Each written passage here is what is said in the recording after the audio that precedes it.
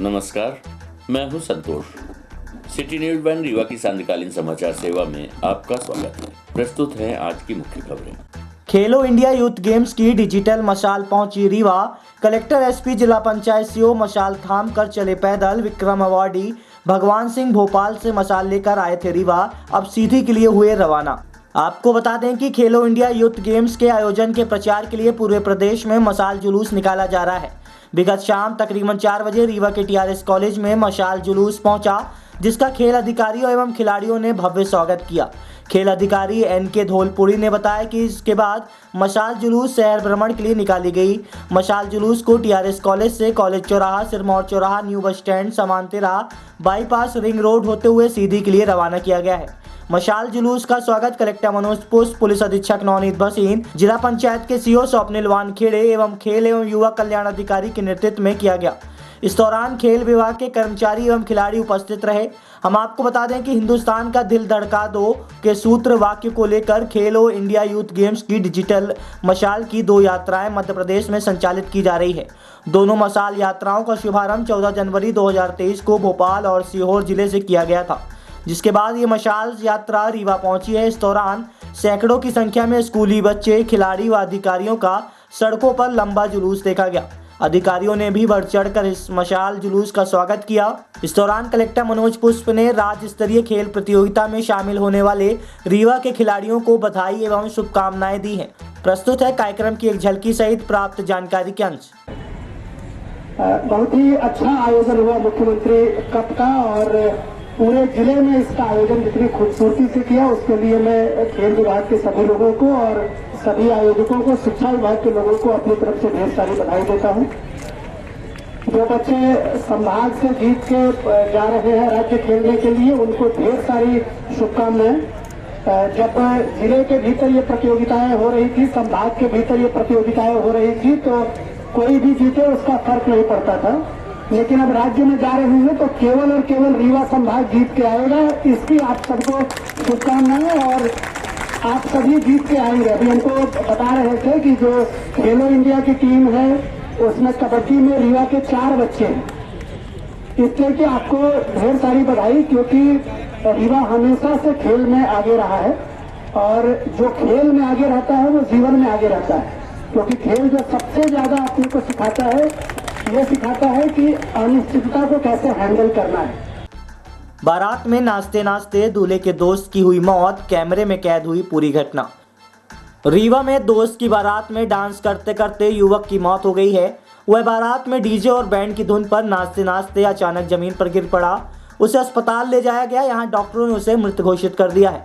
युवक को heart attack आने की आशंका जताई जा रही है।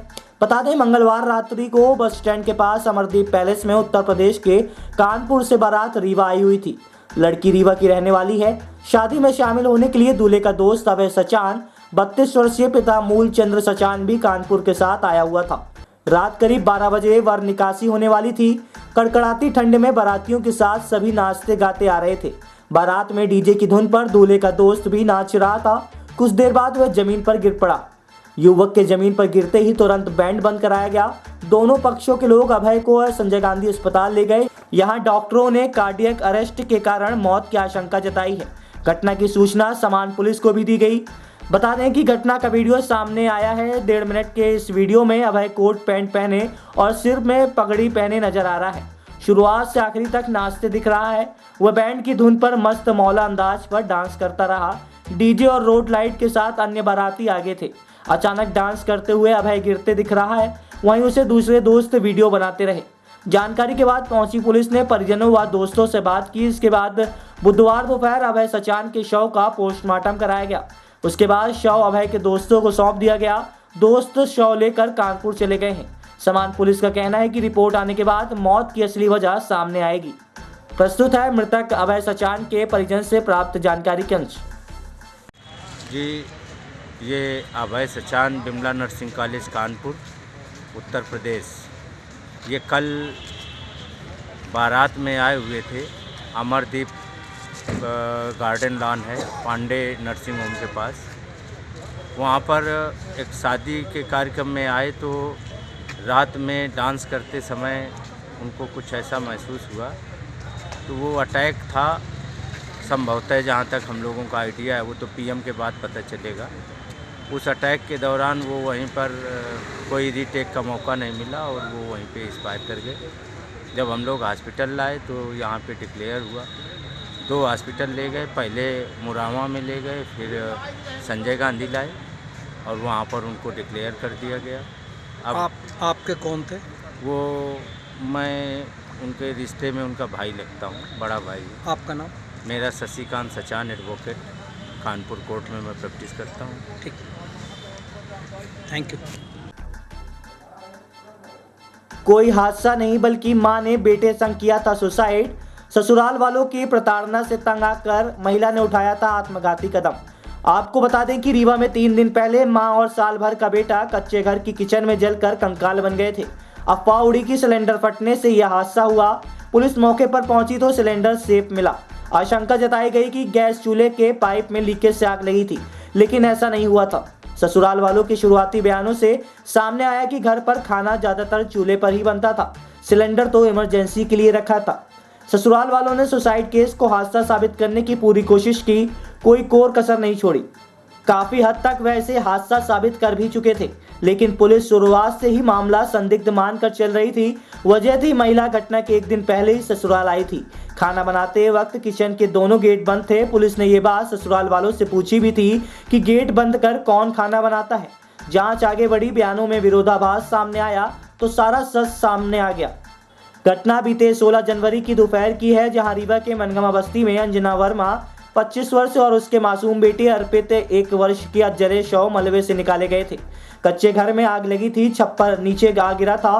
कहा गया कि खाना बनाते समय आग लगी। आग लगने से दोनों की मौत हो गई। शुरुआत में गैस सिलेंडर फटने की भी अफवाह उड़ी थी। पुलिस पहुंची तो ससुराल वालों की ओर से बताया गया कि महिला घर के जिस कमरे में खाना बना रही थी उसके दोनों दरवाजे बंद थे। इससे मां बेटे कमरे के अंदर फंस गए। आग की लपटें तेजी से उठी और कच्चे घर के छप्पर में आग फैल गई। लपटों की चपेट में मां बेटे आ गए, जिसकी मौत हो गई थी। बता दें कि पुलिस को ससुराल वालों की बताई कहानी हजम नहीं हुई। ऐसे में मनगमा थाना पुलिस ने अंजना के पति अमित वर्मा उम्र 32 वर्ष को हिरासत में लेकर पूछताछ शुरू की। मनगमा थाना प्रभारी निरीक्षक जेपी पटेल ने बताया कि सास और ससुर के भी अलग अलग बयान लिए गए हैं। तब पता चला कि पति की प्रताड़ना से तंग आकर अंजना ने अपने दूध मुंह बच्चे के साथ सुसाइड किया है। इसके बाद आरोपी पति को गिरफ्तार कर कोर्ट में पेश किया गया। कोर्ट ने उसे सेंट्रल जेल रीवा भेजा है। Scene of crime mobile unit के प्रभारी डॉक्टर आरपी शुक्ला ने बताया कि जांच में मामला सुसाइड ही समझ आ रहा था। परिजन हादसे का रूप दे रहे थे। ऐसे में तहसीलदार के सामने मेडिकल कॉलेज में शव को पोस्टमार्टम हुआ। आग से जलकर मौत की बात सामने आई। इसके बाद पुलिस ने मायके पक्ष के भी बयान लिए तो दहेज को लेकर प्रताड़ित करने की बात सामने आई है। प्रस्तुत है पुलिस अधीक्षक नवनीत भसीन से प्राप्त जानकारी के अंश। जांच में क्या सामने आया? इस प्रकरण में जिसमें महिला की आग से जल की मृत्यु हुई थी, उसमें एफएसएल अधिकारी द्वारा घटनास्थल का विजिट किया गया। एसडीओपी मनगवा ने भी घटनास्थल का विजिट किया और प्रकरण की जांच करने के पश्चात उसमें 304B का अपराध पंजीबद्ध किया गया है और महिला के पति को उसमें अरेस्टिंग उनकी हो गई है। अभी प्रकरण की विवेचना एसडीओपी मनगवा द्वारा की जा रही है। प्रकरण में जो भी अन्य आगे जानकारियाँ होंगी वो आपको हम लोग शेयर करेंगे। रीवा में बहुचर्चित कराधन घोटाले का मुख्य आरोपी गिरफ्तार। 12 करोड़ रुपए का घोटाले का है आरोप। पकड़े गए आरोपी के ऊपर 5,000 का इनाम किया गया था घोषित। सिविल लाइन पुलिस ने की गिरफ्तारी। बता दें, रीवा जिले का बहुचर्चित कराधन घोटाले के मुख्य आरोपी को आज सिविल लाइन पुलिस ने जिला पंचायत के समीप से गिरफ्तार कर लिया है। पकड़े गए आरोपी के ऊपर गंगेय क्षेत्र की पंचायतों के विकास के लिए भेजे गए विशेष निधि के लगभग 12 करोड़ राशि के घोटाले का आरोप है। सिविल लाइन पुलिस को मुखबिर से मिली सूचना के बाद आज आरोपी राजेश सोनी निवासी बिलवा बड़गयान को जिला पंचायत के समीप से गिरफ्तार किया गया है। बता दें कि वर्ष 2019 में गंगेय क्षेत्र की पंचायतों के विकास के लिए करीब 12 करोड़ की राशि विशेष निधि के रूप में प्रदेश सरकार के द्वारा भेजी गई थी। आरोप है कि जनपद पंचायत में पदस्थ रहते हुए आरोपी राजेश सोनी के द्वारा शिव शक्ति नाम के फर्म को फर्जी भुगतान कर राशि का गबन किया गया। आपको बता दें कि 75 पंचायतें हैं, जबकि केवल कागजों में 38 पंचायतें आती हैं। पंचायतों में टैक्स के रूप में हो रही वसूली के बाद प्रदेश सरकार के द्वारा लगभग 12 करोड़ की विशेष निधि पंचायतों के विकास के लिए राशि भेजी गई थी, जिसमें आरोपी के ऊपर गबन करने का आरोप है। इसी मामले में आरोपी के खिलाफ मनगामा थाने में FIR भी दर्ज कराई गई है और उसी समय आरोपी को सस्पेंड किया गया था, लेकिन तब से आरोपी फरार चल रहा था, जिसमें पुलिस ने आरोपी के ऊपर 5,000 का इनाम घोषित किया था, जो कि न्यायालय में सरेंडर करने के लिए पहुंचा था। इससे पहले ही पुलिस ने उसे गिरफ्तार कर लिया है। आरोपी को छुड़ाने के लिए जोर आजमाइश का दौर भी शुरू हो चुका है। कांग्रेस शहर अध्यक्ष ने कार्यालय में की प्रेस वार्ता, पूर्व मंत्री पर लगाए गंभीर आरोप, विकास एवं महंगाई को लेकर घेरा सरकार को, कहा यह कैसा विकास जहां 50% से लोग गरीब हैं। आपको बता दें कि रीवा शहर के वर्तमान कुल जनसंख्या 3,24,000 में करीब 40% लोग गरीबी रेखा में निवास करते हैं, जिनका शासन के पास आंकड़ा है। इसके अलावा हजारों ऐसे परिवार हैं जो अति गरीब हैं, किंतु उनके पास शासन की योजना का कोई भी कार्ड नहीं है। ऐसे में रीवा शहर की आधी आबादी पूर्व मंत्री के राज्य में गरीबी की संख्या में है। यह आंकड़ा नगर निगम से प्राप्त प्रमाणित दस्तावेजों के अनुसार शहर अध्यक्ष ने कहा कि रीवा नगर निगम में 45 वार्ड हैं, जिसमें शासन में अधिकृत 60 राशन की दुकानें हैं। संचालित इन दुकानों से जो खाद्यान्न वितरण हो रहा है, उनमें शहर के कुल 78,598 लोग लाभ प्राप्त कर रहे हैं, जिसमें अति गरीब परिवार के 12,078 व गरीबी हट ठेला तथा अन्य कार्डधारी 18,113 लोग शामिल हैं।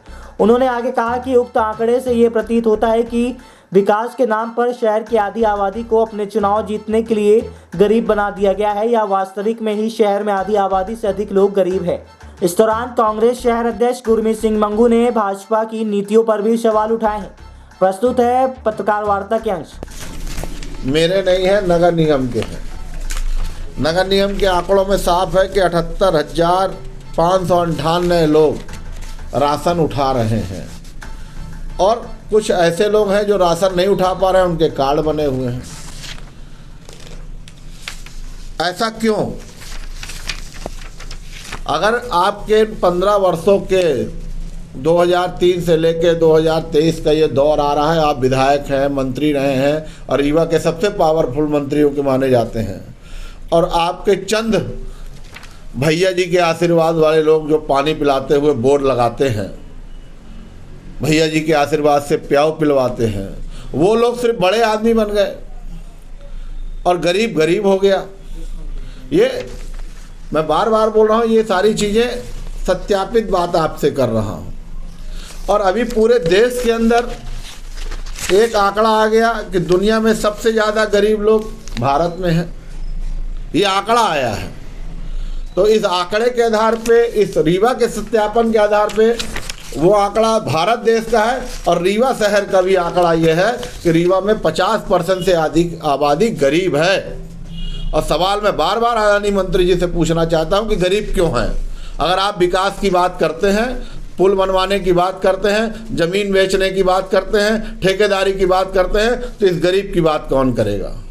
साइकिल चलाने वाले की बात कौन करेगा? रिक्शा चलाने वाले की बात कौन करेगा?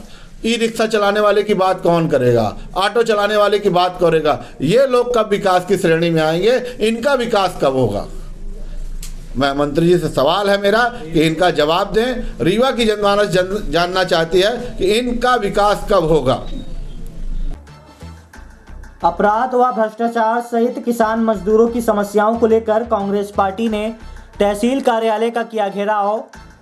आपको बता दें कि भ्रष्टाचार, अपराध और किसान मजदूरों की समस्याओं को लेकर कांग्रेस पार्टी ने रायपुर करचुलियान मुख्यालय में जंगी प्रदर्शन किया है। इसमें पार्टी के नेताओं के साथ ही बड़ी संख्या में क्षेत्र के किसान और आम लोग शामिल हुए। ये प्रदर्शन लोकसभा प्रत्याशी रहे सिद्धार्थ राज तिवारी के नेतृत्व में किया गया। उन्होंने कहा कि गुड़ विधानसभा क्षेत्र की पहचान इन दिनों अपराध और भ्रष्टाचार की वजह से है। इस दौरान कांग्रेस नेता बृजभूषण शुक्ला ने भी आम जनता से सवाल किया कि इतने अपराध और भ्रष्टाचार होने के बाद लोग भाजपा को क्यों वोट देते हैं।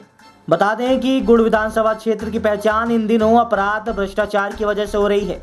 क्षेत्र में युवा, महिलाएं, किसान, आम नागरिक हर कोई परेशान है। भाजपा गरीबों के नाम पर राजनीति करती है। ये क्षेत्र इन दिनों विकास की मुख्य धारा से काफी पीछे छूट चुका है। इस क्षेत्र को अब विकास से जोड़कर आगे लेकर जाना। सिद्धार्थ राज तिवारी ने कहा कि उनके पिता ने विधायक रहते इस क्षेत्र को प्रदेश का विकास में अग्रणी क्षेत्र बनाने का संकल्प लिया था, लेकिन उसमें कुछ रुकावटें आई। उस संकल्प को अब हम सब मिलकर पूरा करेंगे। प्रदेश में 20 वर्षों से भारतीय जनता पार्टी की सरकार है एवं गुड़ की जनता ने एक बार छोड़कर लगातार सत्ता पक्ष का विधायक चुना है। इसके बावजूद भी क्षेत्र का आलम यह है कि समस्त शासकीय कार्यालय भाजपा नेताओं के लिए भ्रष्टाचार का अड्डा बन गए हैं। कार्यक्रम के बाद क्षेत्र के कई गांवों में जनसभा में आए किसानों के साथ ही कांग्रेस नेता सिद्धार्थ राज तिवारी, बृजभूषण शुक्ला, मुजीब खान, हरिशंकर शुक्ला, मंजूलता तिवारी सहित अन्य कांग्रेस नेताओं द्वारा समस्याओं का उल्लेख किया गया है। इसके साथ ही किसानों के आवेदन भी साथ में सौंपे गए हैं और कहा गया है कि कार्रवाई की जाए, अन्यथा मार्च माह में एक बार फिर उग्र आंदोलन किया जाएगा, जिसकी समस्त जवाबदारी जिला प्रशासन की होगी। प्रस्तुत है कार्यक्रम की एक झलकी सहित प्राप्त जानकारी के अंश। सबसे पहले मैं आप लोगों को 9 वर्ष की बधाई देते हुए आपसे कहना चाहता हूं कि आज इस रायपुर की विशाल धरती पर विशाल जनसमूह इस बात का प्रेरक है कि कांग्रेस के प्रति आज लहर जैसी है। हमारे नेता प्रदेश के मुख्यमंत्री और सम्मानित प्रदेश अध्यक्ष कमलनाथ जी के नेतृत्व में आज प्रदेश में कांग्रेस के हर कोने में कांग्रेस के इस तरह के आयोजन हो रहे हैं। उसी कड़ी में आपके नेता सिद्धार्थ तिवारी जी ने पूरे जिले में हर तहसील का घेराव करके जन समस्याओं को, जो आपकी समस्याएं हैं, उसको अधिकारियों को बुलाकर उसके निराकरण के लिए कहा है और एक नोटिस भी दिया है कि अगर 15 दिन के अंदर काम नहीं होगा तो हम बहुत बड़ा आंदोलन खड़ा करेंगे। उसी परिप्रेक्ष्य में आज रायपुर में यहाँ कार्यक्रम हुआ है। आपके विधायक ने तय कर दिया है, भारतीय जनता पार्टी ने तय कर दिया है कि आपकी छवि क्या ये होगी कि एक हरियाणा की महिला आके यहाँ चुनाव जीत जाएगी और आपके यहाँ के लोग मुंह देखते रहेंगे। आपके यहाँ जिला पंचायत का सदस्य एक पैसे वाला आकर यहाँ से होगा और जिला पंचायत का उपाध्यक्ष बन जाएगा। ये आप क्या सोचते हैं? आपकी छवि जो यहाँ के विधायक ने इस तरह की पूरे प्रदेश में खड़ा हुआ है, उसको आने वाले समय में आपको ठीक करना है। तो गुड़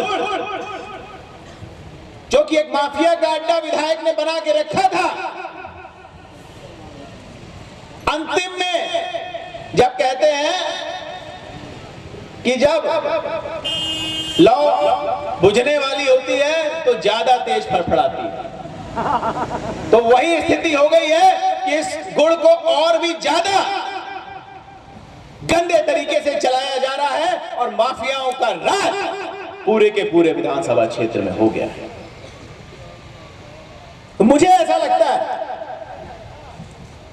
कि अब एक यलगार की जरूरत है, एक आंदोलन की जरूरत है और ये आंदोलन तभी समाप्त होगा जब भारतीय जनता पार्टी की सरकार और विधायक इस प्रदेश से जाएंगे। लड़ने की आवश्यकता विंध्य में मेरे परिवार को मिला उतना किसी और को नहीं मिला, ये मुझे ऐसा लगता है। आपने चुनावी आंकड़े पूछे, मेरे बाबा 7 बार विधानसभा पहुंचे, मेरे पिता लोकसभा पहुंचे, विधानसभा पहुंचे।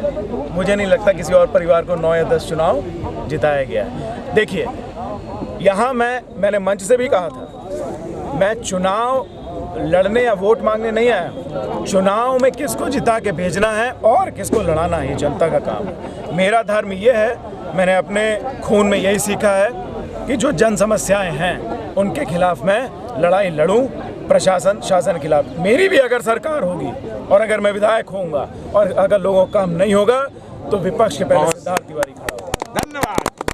जिस तरह आप लोग धरना प्रदर्शन में सैकड़ों कार्यकर्ता आए और 10,000 की जनता आज सुबह से आपके लिए सुनने के लिए तैयार है, और जब चुनाव का समय आता है और जब टिकट की बात आती है तो कार्यकर्ताओं के बीच से नेताओं को टिकट नहीं मिलता, अदर को मिलता है। इसके बारे में क्या कहते हैं? देखिए,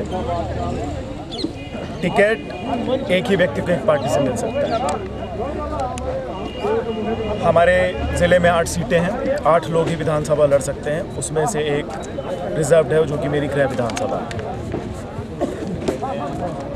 कांग्रेस के और इस देश के सबसे बड़ा नेता अगर कोई हुआ है तो हमारे राष्ट्रपिता महात्मा गांधी रहे। ना कोई चुनाव लड़ा, ना कोई वोट मांगा। मैं स्वयं एक समाजवादी बैकग्राउंड से आता हूँ। उसका पहला ध्येय ही है लड़ाई लड़ना, पद की कोई चिंता नहीं करनी। तो मैं अगर बन भी जाऊं या मैं जीत भी जाऊं तो जनता ही रहेगी। मैं फिर कह रहा हूं, मेरा काम मैं जब तक मैं जीवित हूं मैं सिर्फ लोगों की लड़ाई लड़ूंगा, उनकी लड़ाई लड़ता रहूंगा, चाहे मैं विधायक रहूं या ना रहूं, सांसद रहूं या ना रहूं। मैं विधायक और सांसद होऊंगा तो अपनी सरकार के खिलाफ भी लड़ाई लड़ूंगा अगर लोगों के साथ गलत होता है तो। आज की खबरों में बस इतना ही। कल हम फिर हाजिर होंगे कुछ नई खबरों के साथ। तब तक के लिए हमें इजाजत दीजिए। नमस्कार।